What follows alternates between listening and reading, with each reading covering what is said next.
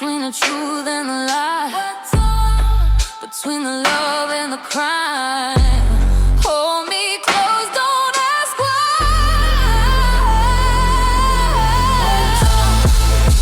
And somebody's gonna break this tie.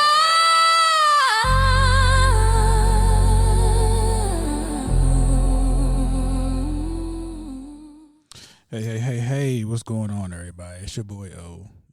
Back here again talking about this great TV show called Torn. Gonna go ahead and just jump right into everything right now.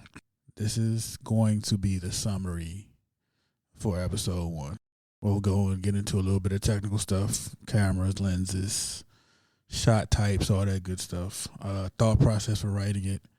And we're just going to go ahead and, give you all a little bit of insight on why it was written the way it's written. Let's just hope you like it. So with that being said, Torn, episode 1. Episode 1 is literally it's confusion. I ain't gonna call it confusion. That's a bad word. It is details left out on purpose. I want you to think, what am I missing? I want the audience to not fully understand what the hell just happened on purpose. All right, episode 1 is literally called Aftermath, and it's a forward jumper that has flashbacks on purpose. So this is, the forward jumper is the whole show. The flashbacks is the whole show. Episode 1 is just giving you enough for you to have questions to come back. And once you start questioning everything, episode 2, 3, and 4 is going to make more sense. So with that being said, here is the official summary for Torn. Episode 1 of Torn doesn't start with answers. It starts with absence. Someone is gone, and the space they leave behind is heavy, quiet, and uncomfortable. From the very beginning, you can feel that whatever happened didn't just end a life. It fractured everything around it. At the center of that fracture is Zara. When we meet her, she's grieving, raw, and searching for something solid to hold on to. She believes she understands what happened. She believes the story she's been given, and more importantly, she believes the people standing closest to her. But episode 1 makes it clear, belief and truth are not the same thing. Now that part is probably the truest statement for this summary. Belief and truth are not the same thing. Zara is surrounded by 3 friends who look like her support system, Jade, Simone, and Tia. On the surface, they're doing what friends do in moments like this, showing up, offering comfort, protecting her from more pain. But the show doesn't linger on what they say. It lingers on what they don't. The pauses, the glances, the way certain questions are gently redirected. There are 4 friends in this story, and already they're not carrying the same weight. Malik's death hangs over every moment of the episode, even when his name isn't spoken. His presence is felt. There's grief, yes, but there's also tension, fear, and something unresolved. Episode 1 never tells us exactly what happened. Instead, it destabilizes everything we think we know about that night. And that's the intention. Because Torn isn't a story about one event, it's a story about perception, about how loyalty can blur into guilt, about how love can become a shield that hides the truth instead of protecting it. Everyone in episode 1 believes they're doing the right thing. The danger is that those beliefs don't align. By the end of the episode, nothing has been confirmed, but everything feels off. The bonds between these 4 women are still intact, but they're strained, and the audience is left with a quiet, unsettling question. If everyone is protecting someone, who's protecting the truth? Episode 1 doesn't solve the mystery, it buries it. And in episode 2, that's where the burial starts to crack. All right, so that's the official summary of episode 1. Now, if you go back to the first intro for this podcast, I gave y'all a little tidbit. It was all about everybody in the show is torn between two different things. And the one statement, belief and truth are not the same thing, fully emphasizes that everybody is torn between two different things. All right, so main characters, we got 4 female friends that are lifelong friends: Zara, Jade, Simone, and Tia. Zara is a grieving woman searching for answers she believes she already has. Her need to trust may be the one thing keeping her from the truth. Jade is a protector. Jade is that's the thug. That's the one that's quick to jump up when something going down. She's sharp, loyal, and always one step ahead. She doesn't hide emotion well, but she hides information expertly. Simone is the crier. Calm, composed, and dangerously convincing. She knows exactly when silence says more than words. And Tia. Oh my Tia. Tia is the thinker, the strategizer. Tia is the one who plans 10 steps ahead. She's the emotional anchor of the group, quick to comfort and deflect. Her empathy is real. Her omissions are not. Tia is so critically thinking that she has plans upon plans upon plans and then contingencies for those plans. It's not even funny. Malik, the absence that defines the story. So Malik is the one who everything centers around, but not the forefront. Everyone loved Malik, but no one agrees on who he really was. And that statement right there is one of the truest statements that you're going to hear. And then you got Detective Harris, by the book and relentlessly observant. So the Detective Harris is the unk that is always on point with his thought process, that figures out what's going on, and he looks at you funny. He trusts patterns, timelines, and the idea that someone always slips.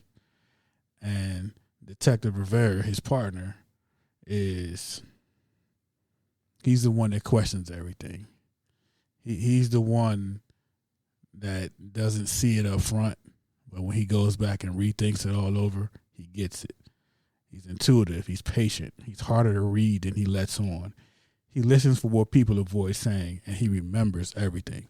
Detective Rivera will go over the interviews, and he will go over what you said 20 times in his head and hear something different every single time.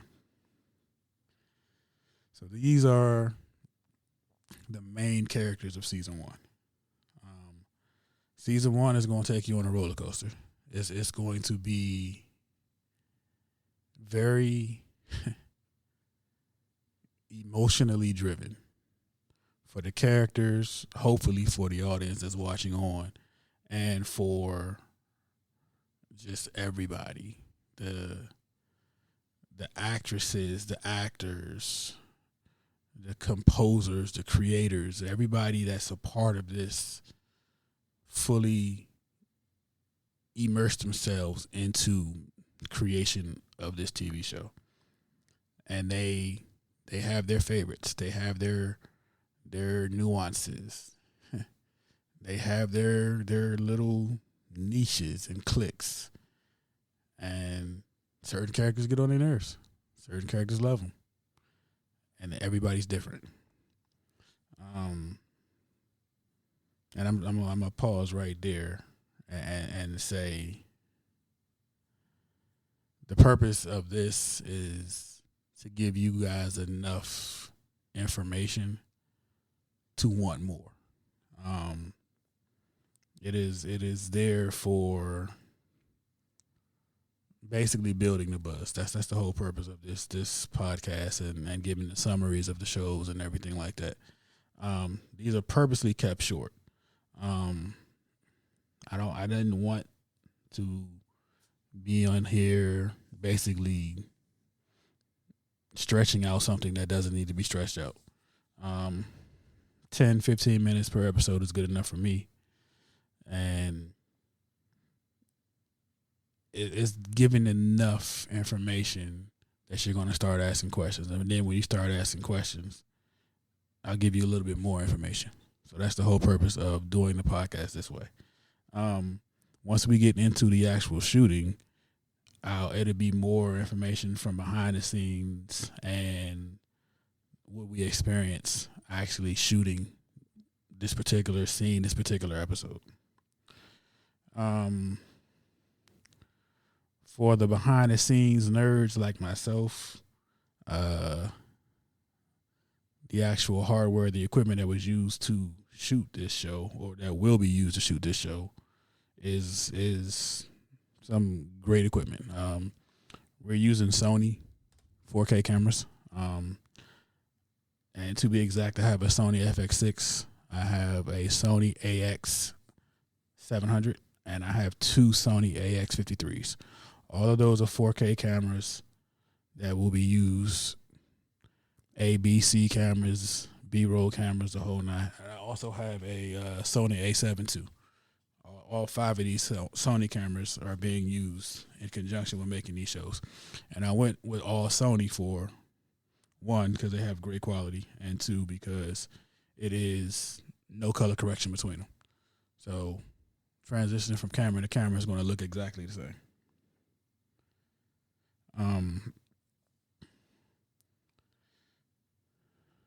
I am using different microphones. I'm using boom mics. I'm using lavs,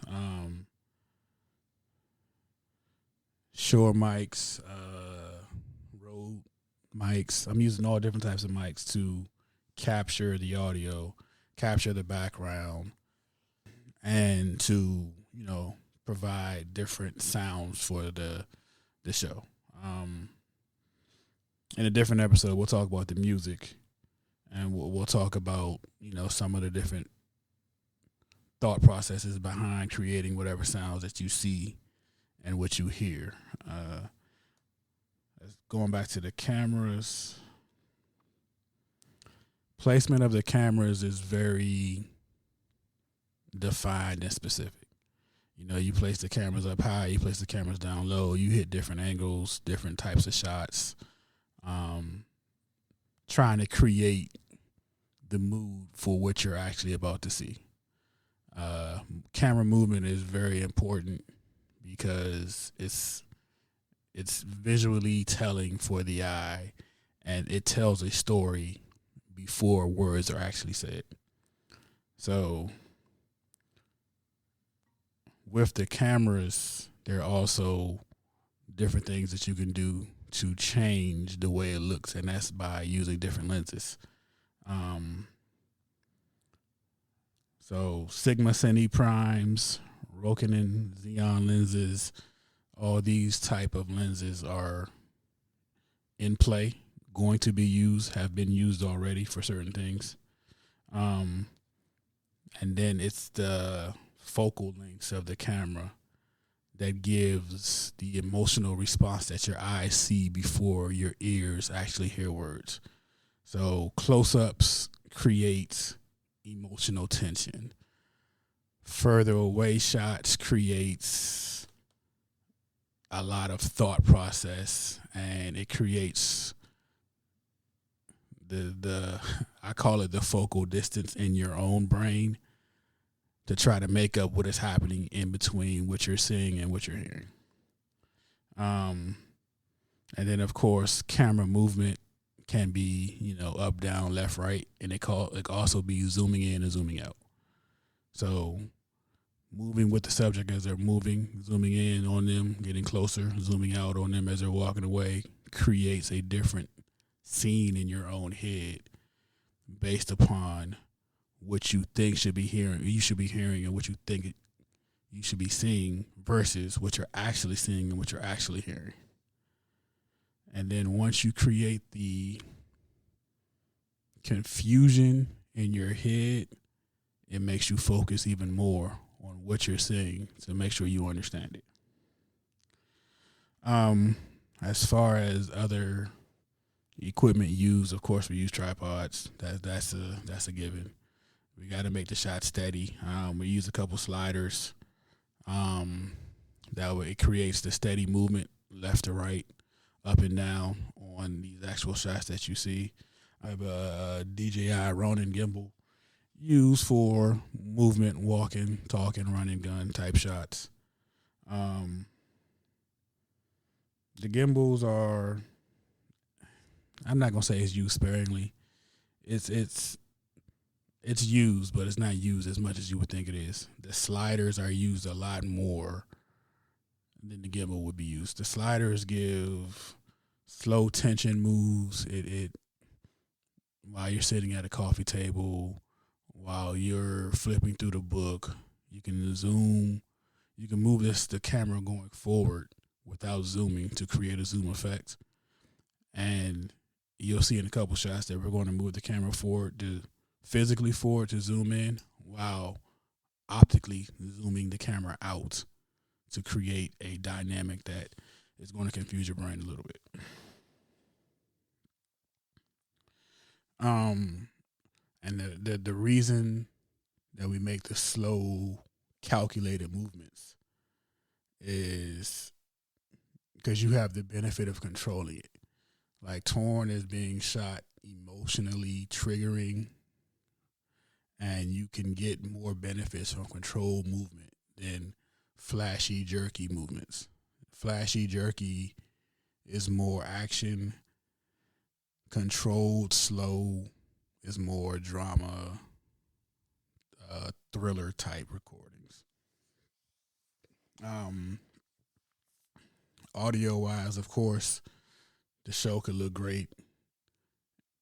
It could be physically, aesthetically pleasing, but if you can't hear or the audio is choppy, you're going to turn it off after 3 minutes. So audio is super important for any type of production. And I mean, it's no other way to say it. If you can't hear it, you're not going to watch it. Of course, lighting, you got to see what you see. If you can't see it, you can't see it. And if you can't see it, it's going to be boring. So audio, of course, is super important. Lighting is super important. The cameras are super important. But the most important is that all three of these phases work together. That's pretty much that's the easiest way I can explain it. If they don't work together, it's going to be a good-looking, horribly sounding production with bad lights, shadows, and just horrible angles. And that right there, you can have the greatest story in the world written, but nobody would stomach to see it because it's just not aesthetically pleasing.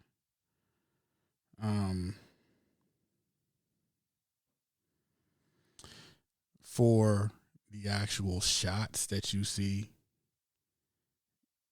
because it is a drama, I have chosen to prioritize faces. I have chosen to focus on stillness and silence in certain shots. And that stillness and that silence is going to create tension. And the tension is what gives it the drama feel.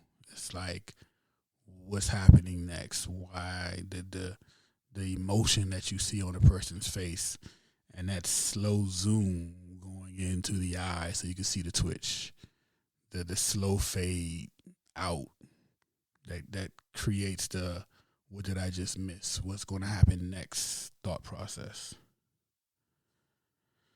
So the way I plan to shoot, because I haven't shot yet, the way I plan to shoot it is from the aspect of the camera is going to be watching the show, not the camera is recording the show. So if you ever pull out your phone and you're recording a concert or recording your kid or whatever you're recording, it's easier when you look at the camera instead of recording and then looking outside of the camera, looking at the person that you're recording. because then you don't know whether you're missing something or if you're bad angle or whatever. But if you're looking at the camera, then you realize the camera is doing the watching. The camera is the one that has got the good eye, and it is not doing the act of recording what you're watching separately. So that's the perspective that I'm trying to get in all episodes of this. The camera is another eye of yours. Torn has 10 episodes. In episode 1, there are 12 separate scenes that creates one episode. These scenes vary, different locations, different times of day, different characters, of course, and it all requires different setups. So every scene is its own physical setup of the cameras, the lights, the sound, everything. So we got to do this 12 times just to create episode 1. I'm not going to bore you with the recording formats. It's 4K. We're recording 4K. It's going to be distributed in 4K, and that way you can watch it in either 4K or you can watch it in HD, 1080p.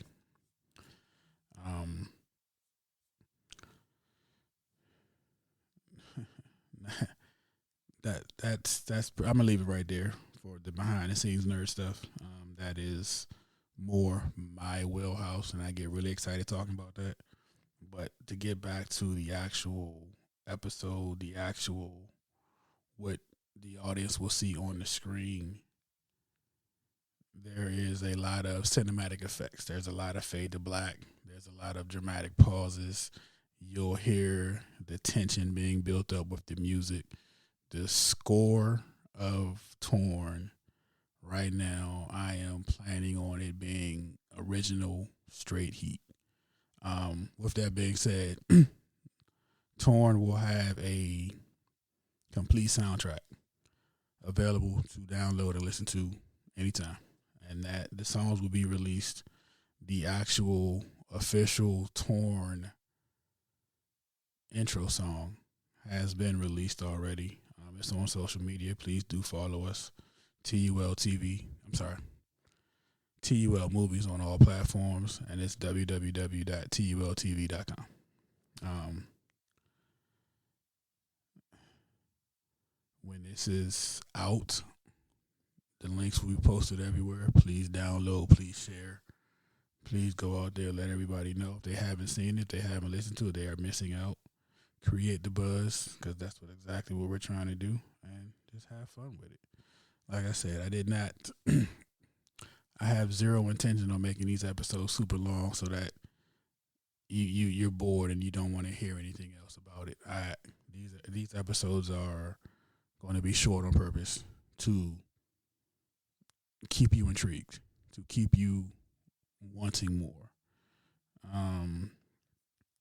And then, of course, I'll give all the information needed for when we start shooting, when we start recording, distribution dates, distribution time frames, the whole nine. So I hope you're excited. I hope you're just as excited as me. I actually hope you are more excited than me, which will be very hard to do, but hey, I would love to meet the person who is. And this is going to be fun. We're going to make it fun. We're going to make it easy. We're going to make it a good watch, and we're going to make it to the point where everybody wants more. Going forward, my thought process for all of this is to allow the viewers to decide the focus for season 2, the focus for season 3, the characters that they want to develop more, who they want to know the backstory on more. So as we're going through this, if you do have a favorite, you're starting to develop a favorite, let me know. Reach out. Send me a message. Post it. I want to hear from you. That being said, thank y'all for listening to me. It's quick and simple. And good night. Say you would die for me. Say you would never tell. But love don't stay quiet when it lives in hell. What's on between between the truth and the lie. What's wrong between the love and the crime?